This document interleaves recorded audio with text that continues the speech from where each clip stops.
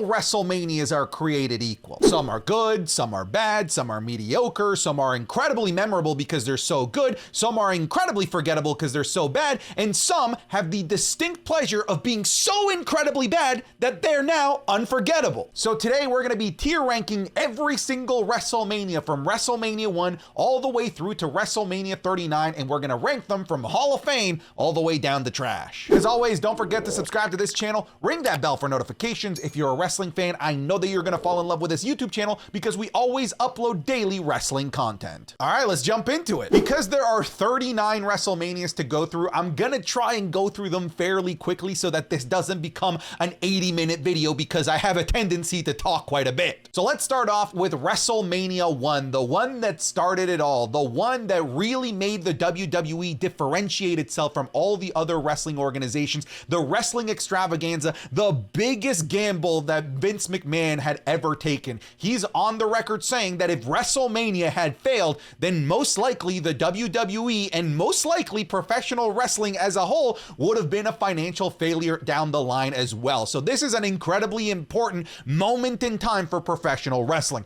But just because WrestleMania 1 is incredibly important to the legacy and history of professional wrestling as a whole doesn't necessarily mean that it's a particularly good show. I will say it is a grandiose showcase because you do have a lot of celebrity involvements like Muhammad Ali, Mr. T in the main event. Don't forget that a lot of people forget Cyndi Lauper, who out of everyone else that's involved in terms of celebrities is probably the most famous celebrity that was involved in that year's WrestleMania. But when I look at the actual card, it doesn't really go beyond the hype of Hulk Hogan and Mr. T teaming up to take on Paul Orndorff and Roddy Piper in a tag match. That's really the peak of this year's WrestleMania, because when I look at the rest of the card, it's cool that Wendy Richter got to come out with Cyndi Lauper as her enforcer or manager. The longest match on this card was Brutus the Barber Beefcake and David Sammartino, which was just 11 minutes that ended in a double countout. So yes, it is an incredibly important WrestleMania, but it's not very good. Look, the celebrity involvement,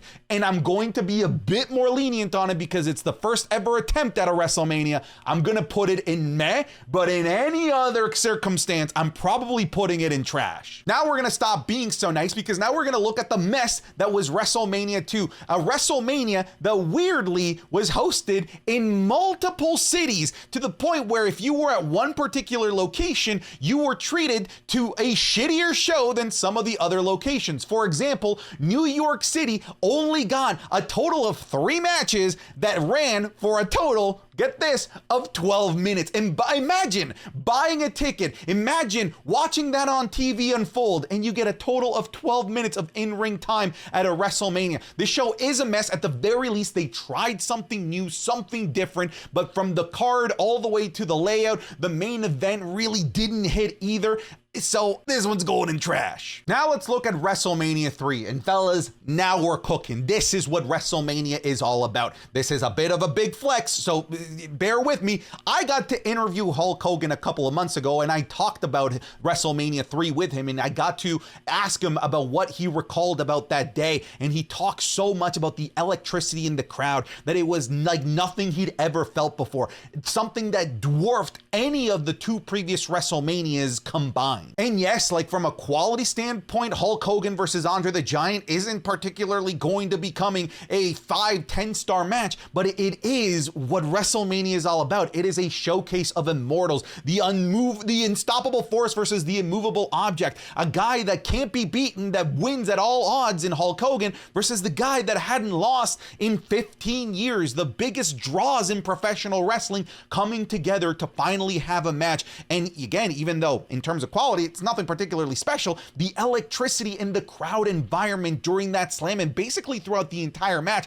is unmatched. But if you want quality wrestling, this show has it as well, because you don't need to look too far beyond Ricky the Dragon Steamboat versus Randy Savage in what is considered by many to be one of the greatest WrestleMania matches period, that in my opinion is one of those classic matches that still holds to this day. WrestleMania 3 goes into the great category for me. Let's look at WrestleMania 4, that kind of like WrestleMania 2 tried to do something different, tried to really reinvent what WrestleMania is all about. And that's kind of crazy to say, considering we're only on the 4th iteration and Vince McMahon and company are already trying to create the evolution of WrestleMania. And I guess I respect their attempt at trying to innovate, but they tried to fix something that wasn't broken. They should have really just had a continuation of what they had created, the magic that they had created with WrestleMania 3, because WrestleMania 4 is actually just one big tournament for a vacant WWF championship, a tournament that was inevitably won by Macho Man Randy Savage when he won against Ted DiBiase, the $1 Million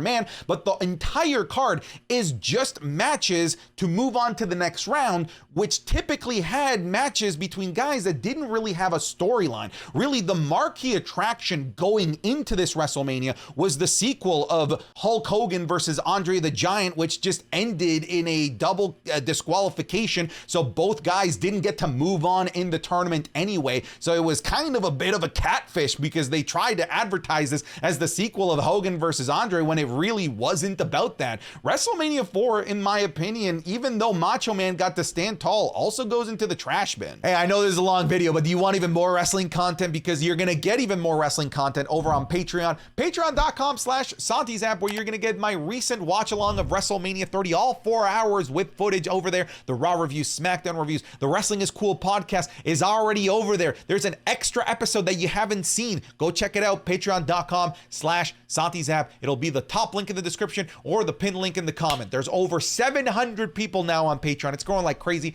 Go check it out. Thank you so much. All right, back to the video. WrestleMania 5 is also a little bit of a mess, but at the very least, the advertised main event was something that delivered, and delivered very well. That was Hulk Hogan versus Randy Savage in the story of the Mega Powers Explode, which at the time was the biggest professional wrestling storyline ever between two of the biggest names and biggest gimmicks in the history of professional wrestling, the biggest personalities in professional wrestling. And in my opinion, they did deliver with the main event and the aura that it created, even if I feel like the wrong person won in Hulk Hogan. But the rest of the card is not something particularly memorable, and it even boasts what I think is one of the worst WrestleMania matches of all time that involved the Bushwhackers and just an absolutely brutal tag match. So there is quite a bit of garbage that you have to get through to get to the main event of WrestleMania, which I do personally believe delivers. So ultimately, I can't really go above meh, because the majority of the show is actually quite bad. WrestleMania 6 is almost the exact same story of WrestleMania 5, where it's built around one particular main event, that being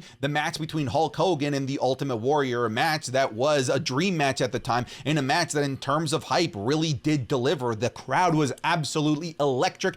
Everything about that match, yes, the match quality in today's standard isn't there, but back then it wasn't as big a thing that people paid attention to. What people really cared about was the characters, and were you emotionally invested? And people absolutely were very emotionally invested in the Ultimate Warrior versus Hulk Hogan. But again, the rest of the card is incredibly forgettable. Nothing that you're gonna particularly say, oh my goodness, I'm glad that this happened here. I will say, I will give an extra shout out to Ted DiBiase versus Jake Roberts. That happened at this year's WrestleMania. It's a match between two legends for the $1 Million Championship. But again, similar to WrestleMania 5, I can't go beyond meh. WrestleMania 7 was a bit more of a balanced show, where it did have the big main event in Sergeant Slaughter versus the immortal Hulk Hogan in a God Bless America type of main event for the WWF Championship. But we also had other marquee matches on here that are worthy of being on WrestleMania by today's standards as well, like the Ultimate Warrior taking on Randy Savage in a retirement match. We had a pretty decent opening match as well between the Rockers and the Barbarians. So to me, this is a pretty balanced show overall. So I'm actually gonna put this into the pretty good category. Again, just from head to toe, it's much more balanced than some of the other WrestleManias, even if it doesn't have like that one match that you can look back on and say, oh yeah, that's what WrestleMania is all about. But again, it's far more balanced than some of the other shows that I have on here that really only revolve around one match. WrestleMania 8, I think, is the height of Hulkamania's ego really running wild, because Hulk Hogan main evented this show against Sid Justice in a match that ended in a disqualification. Meanwhile, get this, Randy Savage versus Ric Flair is happening in the middle of the card for the WWF Championship. I will say this match also has a really underrated opening match between Shawn Michaels and Tito Santana. So this is, again, more of a balanced show, but when it ends in a disqualification in a match not for the WWF Championship, and that happened earlier on in the night, I can't really get behind the way that they're booking this. It really is all about Hulkamania and Hulk Hogan at this point in the career of the WWE and the existence of the WWE. So I'm going to be putting this WrestleMania into the meh category. You thought WrestleMania 9 was the height, the epitome of the ego of Hulkamania? Nah. Let me introduce you to the absolutely unforgettably bad WrestleMania 9, where the main event was the new up-and-coming, new potential top guy in the company, Bret Hart, trying to take out and dethrone the unstoppable Yokozuna for the WWF Championship. A match that only went 9 minutes, but really, what are you expecting from Yokozuna? But when the match ended with Yokozuna standing tall, for some reason, Hulk Hogan comes out, challenges Yokozuna for another match for the WWF Championship, and Hogan wins in 20 seconds and closes the show as the WWF Champion. Why? I don't understand the purpose of having Hulk Hogan be the one that's standing tall. Why even book Yokozuna versus Bret Hart in the first place as your main event? Absolutely unnecessary. But Tatanka versus Shawn Michaels, another really good match. Shawn Michaels is starting to build his reputation as Mr. WrestleMania. Still, just because Shawn Michaels versus Tatanka is pretty good doesn't save this from going into the trash bin. WrestleMania 10, fellas, we're cooking here. This is a great WrestleMania. This is a WrestleMania that really undid all the dumb shit that WrestleMania 9 ended up doing with Hulk Hogan closing the show as WWF champion unnecessarily, because Hulk Hogan said, hey, I'm not closing the show as WWF champion. Well, that's not gonna work for me, brother. This show gave us Bret Hart once again against Yokozuna in the main event, and this time Bret Hart wins, and this time Bret Hart gets to close the show as the new top guy of the WWF, and he rings in a new era of professional wrestling. But this was also a WrestleMania that was kind of a little quasi-tournament to see who would main event for the WWF Championship, because we also had Owen Hart versus Bret Hart opening up the show, and we also had Lex Luger, who had tied Bret Hart in that year's Royal Rumble, also getting a crack at Yokozuna. So there's a lot of marquee matches happening here, but all of them are dwarfed by the absolutely fantastic ladder match between Razor Ramon and Shawn Michaels. Once again, Shawn Michaels poking his head out as Mr. WrestleMania for the Intercontinental Championship, a match that is still fondly remembered to this day and will be remembered as a super important, game-changing match in professional wrestling history until the end of time, fellas. This WrestleMania, WrestleMania 10, that's our first Hall of Famer. WrestleMania 11 is a major year of regression for the quality of WrestleMania, especially when you compare it to the fantastic WrestleMania 10.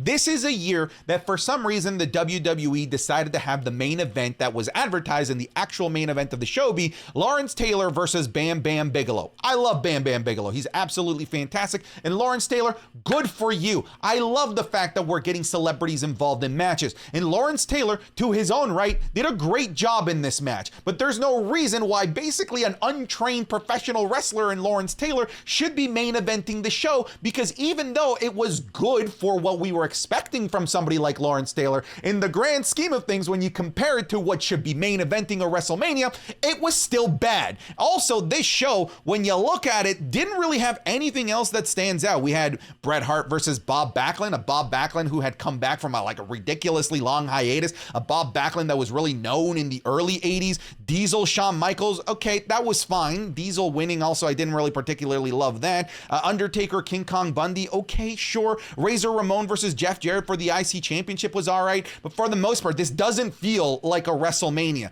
Top of that, Lawrence Taylor, really only known to Americans and North Americans. When you go outside in what we're expecting a WrestleMania to have, which is global appeal, it doesn't have that with Lawrence Taylor. So because of that, this WrestleMania, WrestleMania 11, joins the rest of the pack in the trash bin. WrestleMania 12 includes one of the greatest WrestleMania matches of all time. For that alone, it's gonna get some good points here, because this is the WrestleMania with the absolutely iconic 60-minute Iron Man match between Shawn Michaels and Bret Hart that ended up going into sudden death overtime that only had one pinfall. Think about that. The match was so good for over an hour that we didn't need a ton of pinfalls. It's just one pinfall to the finish, and it took over an hour. It is still to this day one of the greatest Iron Man matches in professional wrestling history. And when I look at the rest of the card, it's actually not that bad either. We had Undertaker and Diesel as well, two icons and two main eventers of the time. Ultimate Warrior defeating Triple H in about a minute is a bit questionable as well. But we also have the WrestleMania debut of Stone Cold Steve Austin against Savio Vega. We have the ridiculous Rowdy Roddy Piper versus Goldust in the Hollywood backlot brawl that took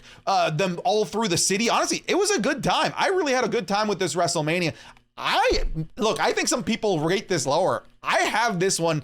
Look, I almost want to, look, I'm going to go great. I do think it's a great WrestleMania. A lot of people would have this lower, but I think the Rowdy Roddy Piper and Goldust ridiculousness and all the shenanigans that happened in that match, a lot of people know that I like slapstick. It really pushes this over the edge, but that Iron Man match is absolutely iconic. WrestleMania 13 for me is a one-trick pony. It really is just about how incredibly good Stone Cold Steve Austin versus Bret Hart in a no disqualification submission match with Ken Shamrock as the special guest referee. That match is absolutely legendary and one of the greatest professional wrestling matches of all time, giving us one of the most iconic images in professional wrestling history, with Austin bleeding with the Crimson Mask, refusing to tap out. And that is the match that is responsible for, in my opinion at least, creating the uber ultra over megastar that was Stone Cold Steve Austin. That really was the moment that the megastar was born. Yes, he was very popular, gaining a lot of popularity, but that's really the junction in the moment in time that you can point to. But aside from this, really the only other notable thing to come from this WrestleMania is Undertaker versus Psycho Sid in the main event of that show, which was not a very good main event. It's tough to get a good match out of Psycho Sid, but at the very least, it was another match to add to the Undertaker streak that was still pretty new at that time.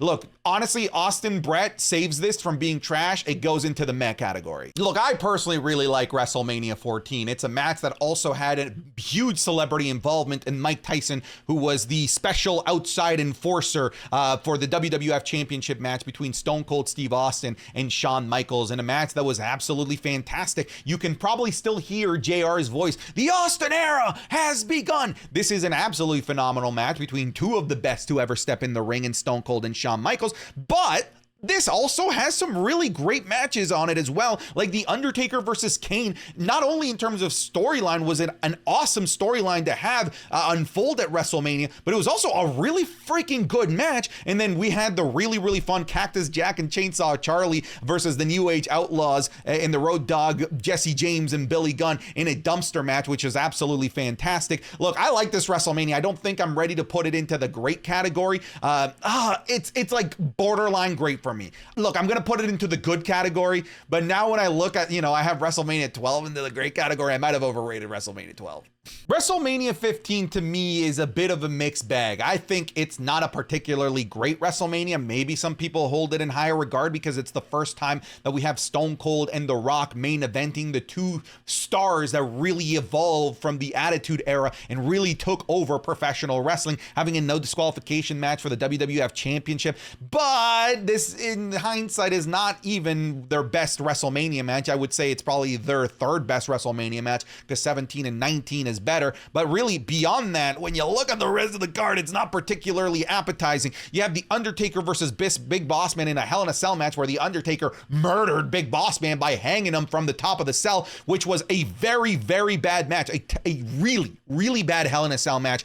Shane McMahon and X-Pac is okay, I guess, but really nothing else stands out here as like, oh my goodness, what a WrestleMania main event, what a WrestleMania moment we could potentially have, aside really from Stone Cold versus The Rock. It's a pretty weak WrestleMania overall. I'm going to go into the meh category. Next up, we have WrestleMania 2000. It's at this point that they started thinking that we were too dumb to really understand Roman numerals. Just kidding. At the time, during the turn of the millennium, everything was 2000 or 2K for whatever reason. But this is a WrestleMania that's a little bit bizarre because this is arguably the hottest that the WWE ever was. They were not hotter than in 1999 heading into 2000, and yet this WrestleMania is a very mediocre WrestleMania. Part of the reason was because it just had such a weak main event in Triple H versus The Rock versus Mick Foley versus The Big Show in a fatal four-way elimination match for the WWF Championship. And if you remember, this had a McMahon in every single corner. So you had Stephanie, of course, with Triple H. You had Mr. McMahon with The Rock, Linda with Mick Foley, and Shane McMahon with The Big Show. But this should have just been Triple H versus The Rock. He should have just kept it far more simple as opposed to trying to make this into the McMahon show. Beyond that main event, we also did have the pretty good Chris Benoit versus Chris Jericho versus Kurt Angle for the WWF European Championship. And we had the first glimpse at TLC because we did have the triangle ladder match for the WWF Championship between Edge and Christian, the Dudley Boys, and the Hardy Boys. This doesn't go into trash, but I can't go above meh because this is a WrestleMania that on paper just should have been so much better. Next up, we have WrestleMania 17, and we have yet another contender for that Hall of Fame spot. This is an absolutely fantastic WrestleMania. It had the absolutely phenomenal The Rock versus Stone Cold Part 2 main eventing for the WWF Championship. Yes, it did have the Stone Cold heel turn that is very polarizing to this day. A lot of people liked it. A lot of people hated it. I don't really know where you stand. You let me know down in the comments below. But this also had the, in my opinion, highly underrated Undertaker versus Triple H Part 1, which does not get talked about enough. At the time, in my opinion, that was Undertaker's best match at WrestleMania. But this also had the ever phenomenal, the everlasting, one of the most iconic WrestleMania matches of all time, the TLC match between Edge and Christian, the Dudley Boys, and the Hardys. I mean, you've seen all of the crazy clips, all of the incredible moments. We also had Kurt Angle versus Chris Benoit at this pay-per-view, as it was called back then, which was a very good match, if at the very least a little bit underwhelming because we thought that they could do much better. But Chris Jericho versus William Regal was a match that I personally really liked, but really like the most memorable stuff from this WrestleMania is enough to really carry it into the great category. I know that some people have it in Hall of Fame. It really depends on what you're into. I didn't love the Stone Cold Steve Austin heel turn. That to me really soured the end of the show. Now, a lot of people would have this in Hall of Fame, but this is your chance to tell me if I'm wrong here. WrestleMania 18, in my mind, is one of those WrestleManias that a lot of people think is better than it actually was. But in my opinion, this is a show that is entirely carried by one match, and it wasn't even the main event in The Rock versus Hollywood Hogan in a match that is still to this day one of the most iconic, best WrestleMania matches in the history of the product. It was so good that it completely ruined the rest of the show because everyone was just completely burnt out and couldn't even so much as make a peep for Triple H versus Chris Jericho in the main event for the undisputed WWF Championship. But when I look at the rest of the show, it is pretty lacking. I personally really like Kurt Angle versus Kane. Stone Cold Steve Austin versus Scott Hall was a pretty iconic match, but it's not a particularly great match either. So this is the Rock and Austin, the Rock and Hollywood Hogan show, in my opinion. I really like WrestleMania 18. I have a really fond spot for WrestleMania 18, but it's not that good. I'm going to put it in meh. WrestleMania 19 is a really balanced WrestleMania that I personally really enjoy. It's got the fantastic, albeit botched ending main event of Brock Lesnar versus Kurt Angle in a great match for the WWE Championship. It has the absolutely phenomenal ending of the trilogy of The Rock versus Stone Cold Steve Austin. I personally really like Hollywood Hogan, or as the time he removed the Hollywood, but Hulk Hogan versus Mr. McMahon in that ridiculous street fight. But it did also have some low points like Triple H versus Booker T. Now, I mentioned some really good matches there, but all of them were overshadowed by the absolutely phenomenal Shawn Michaels versus Chris Jericho, which was an absolute clinic of professional wrestling and Shawn Michaels' first WrestleMania back since he had originally retired. I think this is a really, really good WrestleMania. I'm going to be putting WrestleMania 19 into the great category. That's where it's going, right there. WrestleMania 20 is a very iconic WrestleMania. You have to remember that this is the return of the dead man, The Undertaker, where he went from the American Badass, the biker Undertaker, back to the dead man, a gimmick that he hadn't used in a really, really long time. albeit in a very mediocre match against Kane, but it was all about the entrance. It was all about the return of the dead man. Chris Benoit versus Triple H versus Shawn Michaels as the main event for the World Heavyweight Championship is one of the greatest WrestleMania matches that I've ever seen. It's so incredibly good. One of the greatest triple threat matches of all time, if not the greatest triple threat match of all time.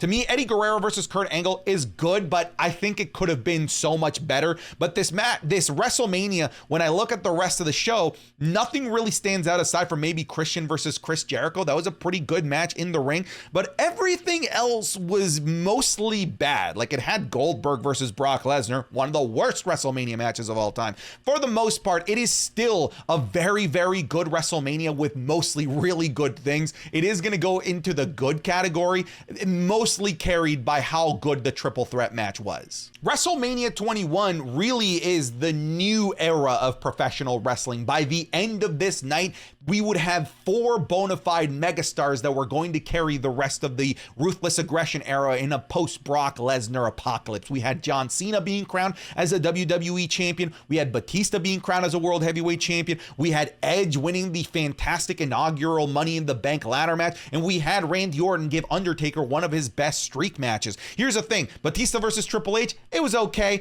John Cena versus Bradshaw Layfield, it was less than okay. The Money in the Bank ladder match was fantastic. Undertaker versus Randy Orton was fantastic.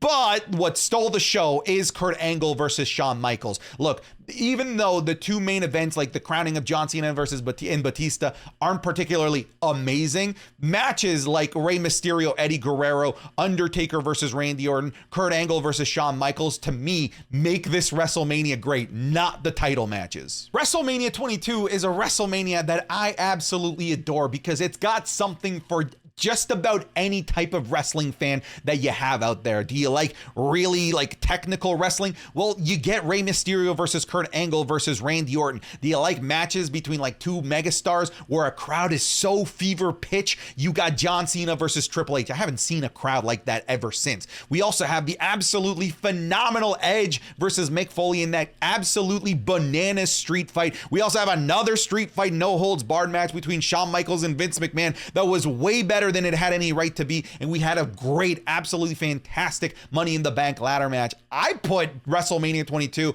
into the Hall of Fame category, even if it is one of those WrestleManias that doesn't have one of those iconic streak matches throughout the 20s. WrestleMania 23 is kind of like the opposite of WrestleMania 21, where in my opinion, it's almost entirely carried by how good the 2 world title matches were, because John Cena versus Shawn Michaels to me was fantastic. The Undertaker versus Batista for the World Heavyweight Championship was awesome and a highly underrated match. But we did also have some stinkers like the Great Khali versus Kane, the ECW Originals match. We had a more or less forgettable Money in the Bank ladder match with Mr. Kennedy as the winner. Look, I know it was hype, but I didn't particularly love Bobby Lashley versus Umaga for hair versus hair. That's more of a WrestleMania moment in terms of rather than a quality WrestleMania match. It's still, look, those title matches are phenomenal. It's still going to go into the good category, but I think people have WrestleMania 23 higher than I would. Mania 24 was pretty good as well. We did have the absolutely phenomenal Undertaker versus Edge for the World Heavyweight Championship, albeit getting a little bit crazy with the Edge heads getting involved. Charles Robinson, the ref, running 1,000 miles an hour to get there for the pin. It had some underwhelming matches, like Randy Orton versus Triple H versus John Cena isn't particularly a great match when you consider the people and the names that are involved. I love Floyd Money Mayweather's match against the Big Show as a celebrity involvement match, but we also had a super stinker in Chavo Guerrero versus Kane, an 11-second match, but we did have the fantastic end of the career of Ric Flair in his match against Shawn Michaels. So look, there is enough here where I'm going to put it into the good category. For the most part, WrestleMania 25 is a one-trick pony. It really is all about how good The Undertaker versus Shawn Michaels was, one of the greatest WrestleMania matches of all time. But similarly to The Rock and Hulk Hogan, it kind of ruined the rest of the card because everyone was burnt out. To be fair, the rest of the card wasn't particularly great because John Cena versus The Big Show versus Edge for the world title wasn't very good. Triple H versus Randy Orton was one of the most disappointing WrestleMania main events of all time.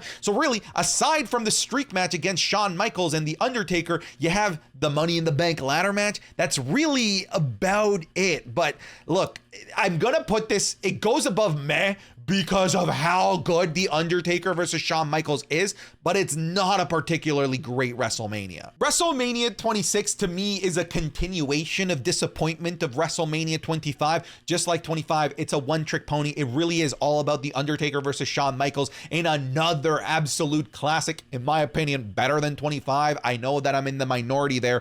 In a 24-minute classic and streak versus career. Yes, that match is fantastic. And to be fair, John Cena versus Batista is a huge match in its own right for the WWE Championship. It was fine. It wasn't amazing. It wasn't bad though by any means. Chris Jericho versus Edge for the world title is a bit of a forgettable match.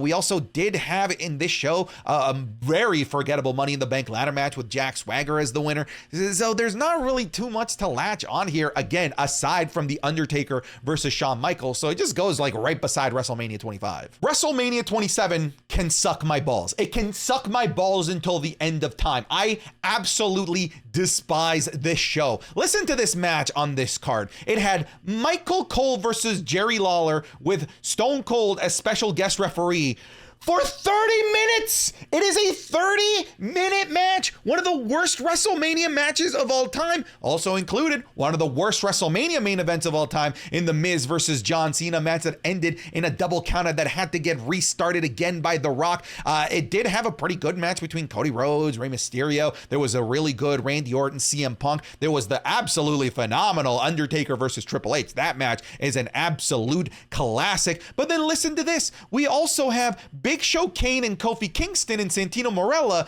in 1 minute defeating The Core, who were the tag team champions. And this wasn't like there weren't two tag champions. These were the only tag champions, and the Intercontinental Champion Wade Barrett just squashed them for whatever reason. Edge versus Alberto Del Rio was fine too, but for the most part, this WrestleMania can go down into the deepest depths of hell and never come back. Trash. I adore WrestleMania 28. I am very biased in this scenario because it has my dream match once in a lifetime versus John Cena versus The Rock, with one of the greatest builds in WrestleMania history, a whole year to build up to this mega match, in a match that didn't disappoint. It was a very good match with a very hot, electrifying crowd that was behind it from beginning to end. It also did have the really good WWE Championship match between CM Punk and Chris Jericho, albeit a very disappointing World Heavyweight Championship match between Sheamus and Daniel Bryan.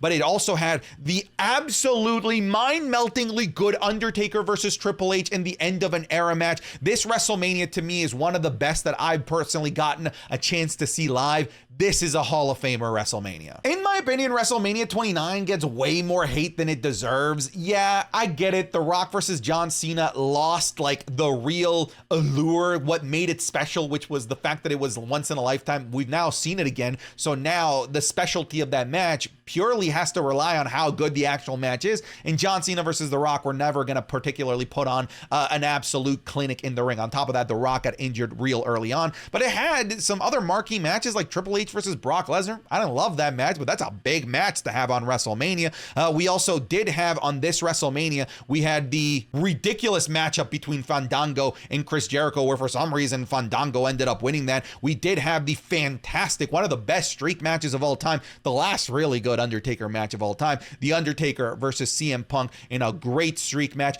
It's not as bad as people say. Look, I think that there is some stuff to like about this WrestleMania, but look, I will go meh, but a lot of people would instantly put it in trash. I don't think it's that bad. I just recently got to rewatch WrestleMania 30, and I think it's a good WrestleMania. I think it's overrated. I don't think it's as good as people say, because it is kind of a bit of a one-trick pony. It is the Daniel Bryan show. The opening match between Daniel Bryan and Hulk Hogan is fantastic, and so is the main event between Daniel Bryan, Batista, and Randy Orton. That all, I can tell you, still holds up. But outside of that, you have a very forgettable Divas match. You have a very good story that was told between John Cena and Bray Wyatt, but not a very good match. The story and the narrative that they were telling in the ring was very good. And then you have a brutal streak match with the end of the streak between The Undertaker and Brock Lesnar. Daniel Bryan carries this WrestleMania. The only other good thing about this WrestleMania, like really fantastic thing about this WrestleMania, is the opening segment with Hulk Hogan, The Rock, and Stone Cold Steve Austin welcoming everyone in like a 20-minute promo. I really like that. I can't go above good.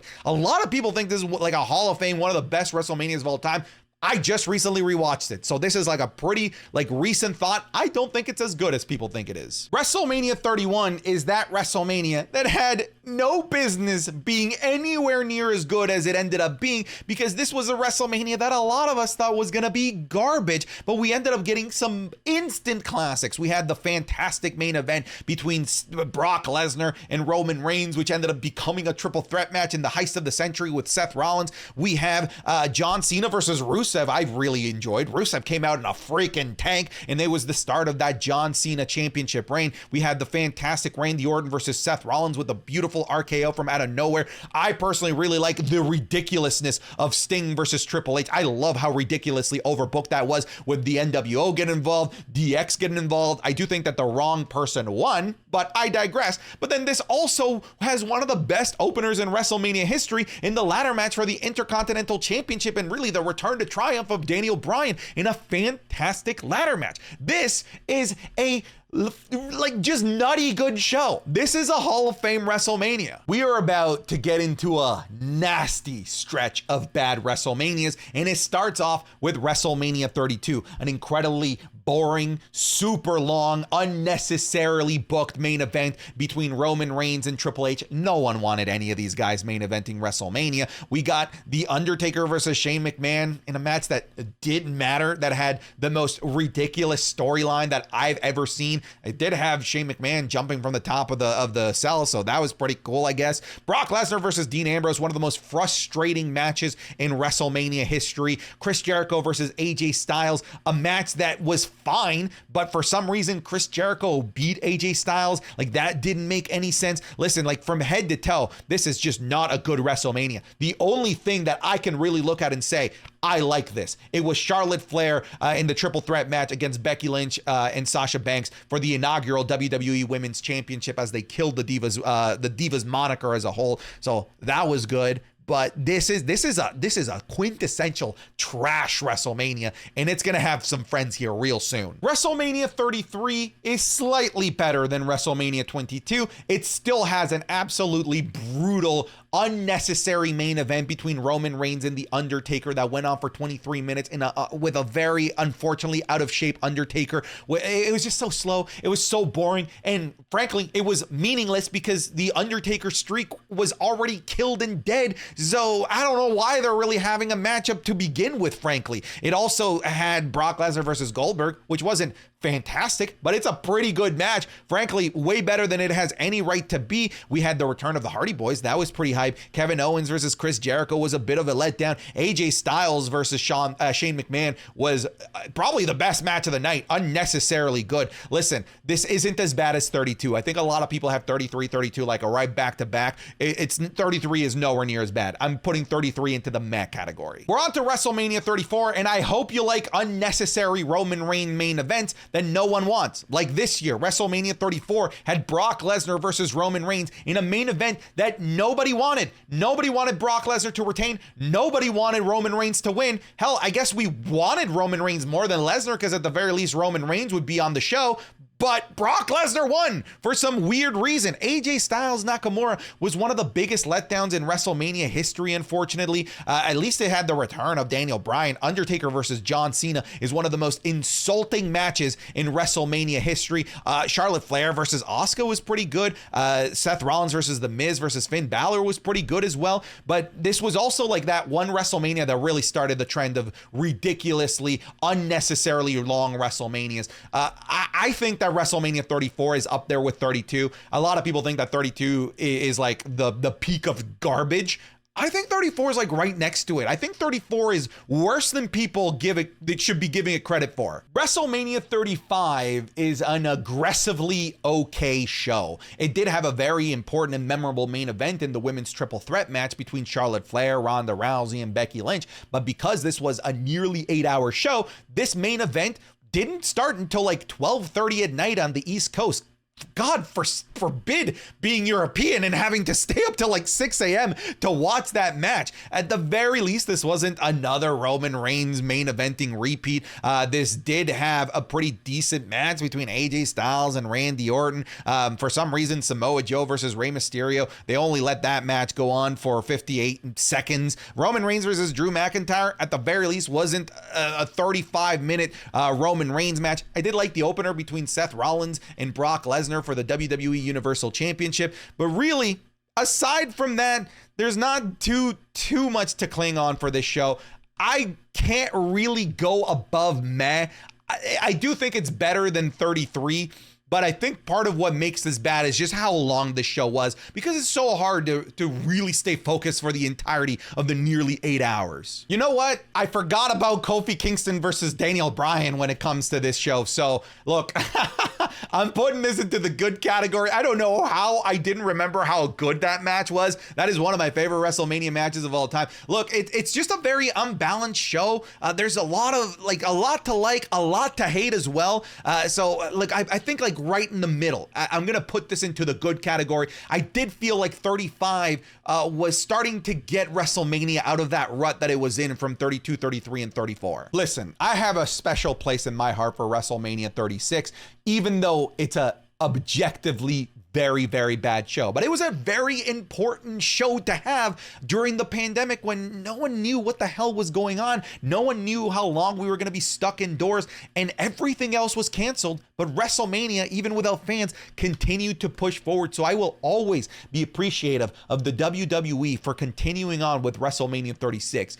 But this show sucks. The only really two good things about this show are the two pre-tape matches, the Boneyard match between AJ Styles and The Undertaker, as well as the Firefly Funhouse match between John Cena and Bray Wyatt. Outside of that, the lack of audience kills this show, even if the match in the ring isn't particularly bad. Like Charlotte versus Rhea in this show was decent, but no crowd makes it just unwatchable. It showed how important the audience in the WWE universe really is to making a show watchable.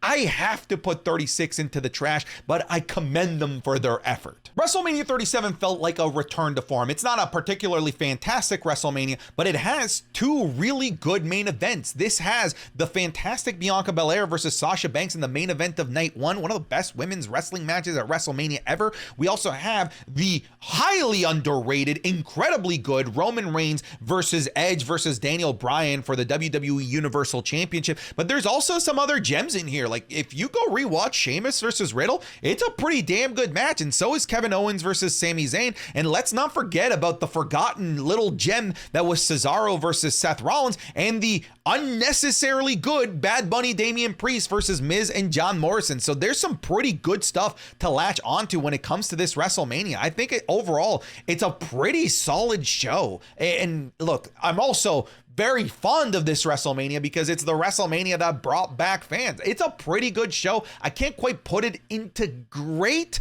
but good. I feel confident in putting it in good. I've recently come around on WrestleMania 38. I used to be far more harsh on this show, but I've recently rewatched it and have since determined that it's much better than I originally gave it credit for. Bianca Belair versus Becky Lynch is a classic in women's wrestling. The return of Cody Rhodes in a fantastic impromptu match against Seth Rollins. The ridiculousness that was Stone Cold Steve Austin versus Kevin Owens in the night one main event. Charlotte Flair versus Ronda Rousey was actually a pretty decent match, even if we all believe that Charlotte probably shouldn't have won that and kind of really killed any sort of momentum that Ronda Rousey had. And in night two, we also had some pretty decent gems. Like I know a lot of people were disappointed by Edge versus AJ Styles, but I thought it was pretty decent. And we also had the ridiculously good Johnny Knoxville versus Sami Zayn. The main event wasn't bad between Roman Reigns versus Brock Lesnar. I think the problem is just that we'd seen it so many times before, but at least it wasn't as bad as their 34 match. Look, I've come around on this. I think a few months ago I would have put this in meh, but I think it's a pretty good show. And now to finally finish this marathon of a video, we have the most recent WrestleMania 39. That was, to me, one of the best WrestleManias that I've ever seen. The phenomenal night one main event between Kevin Owens and Sami Zayn versus the Usos for the undisputed tag titles was, for me, match of the year. And in that same night, it had maybe my second favorite match of the year in Rhea Ripley versus Charlotte in a classic, WrestleMania classic for the WWE SmackDown Women's title. We had the phenomenal Rey Mysterio versus Dominic Mysterio that told just an absolutely phenomenal tale. Seth Rollins versus Logan Paul with KSI as the Prime Bottle was fantastic. The unnecessarily fantastic men's WrestleMania Showcase Fatal 4-Way match in night 1. And then night 2 wasn't as good, but it still has some absolute gems in here, like Gunther versus Sheamus versus Drew McIntyre for the Intercontinental Championship. And we also had the phenomenal main event between Roman Reigns and Cody Rhodes in one of the most epic main events in recent memory at WrestleMania. Like, it's just from head to toe a really, really good show. But yes, night 1 is the better of the two. WrestleMania 39 makes it into the Hall of Fame category. It's just a very, very good show. Woo! Thank you for making it all the way to the end. Hopefully you've been enjoying your WrestleMania week, because I'm excited. But that's it. I'm done. Get out of here.